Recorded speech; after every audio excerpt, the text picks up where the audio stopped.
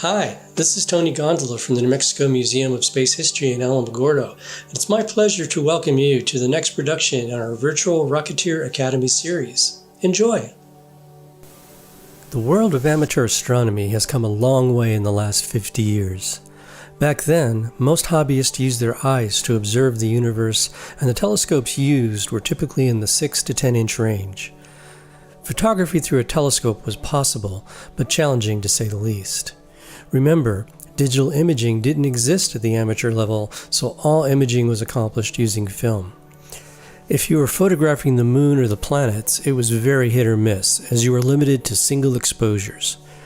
Because of the blurring effects of the atmosphere, you had to be very lucky to get a decent image, and you could always see more detail than you could photograph. Because of the limited sensitivity of film, imaging nebula and galaxies was even more challenging. These were also done in a single exposure. It wasn't unusual to spend an hour or more exposing an image while carefully keeping a guide star pinned to crosshairs, making the constant corrections needed by hand. Hours of work in the dark and cold could be ruined by a moment's inattention. As if that wasn't enough fun, film had a particular problem. It lost sensitivity the longer it was exposed to light. Astrophotographers would go to great lengths to combat this reciprocity failure, as it was called. This included soaking the film in heated hydrogen before use, or cooling it down to below minus 100 degrees Fahrenheit during exposure. Fast forward to today, and it's a whole new world. While many hobbyists still observe visually, the size of the typical telescope has grown enormously. Portable telescopes with apertures of 16 inches or more are common, with some amateurs reaching far into the 20-plus inch range. That has opened up a whole new world for visual observing, but nothing has been so revolutionary as the change digital imaging has brought to the hobby.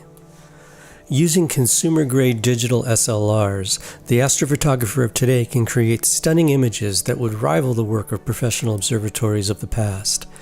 Using inexpensive CMOS webcams, it's possible, using special imaging techniques and software, to regularly take images of the moon and the planets that are limited only by the resolving power of the telescope. While all of this has been happening, there's been another quiet revolution going on that opens up the field of astrophotography to anyone, even if you don't own a telescope. That game changer is the advent of robotic astronomy. It is now possible to buy time on a telescope and use the instrument remotely over the internet to make your images. This can be done by operating the telescope and camera in real time with some services, or simply scheduling the image session with others. While great work can be done from your backyard with a modest camera and telescope, robotic observatories offer the amateur access to a range of large, professional-grade telescopes backed up with the best imaging equipment available. This all comes at a fraction of the cost of the observatory and hardware used. The other big advantage that robotic observatories can offer is that of dark skies. Just like professional observatories, they are located all over the world in places that have very dark skies and excellent observing conditions. Anyone who's driven hundreds of miles just to get away from the ever-expanding light pollution will really appreciate this.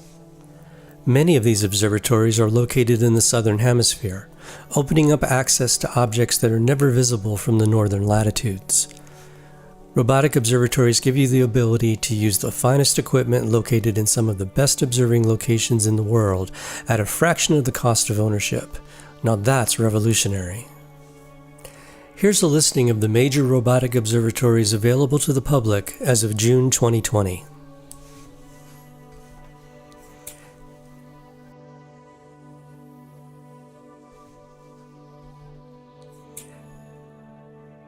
Even if you don't own a telescope, I would encourage you to explore these services.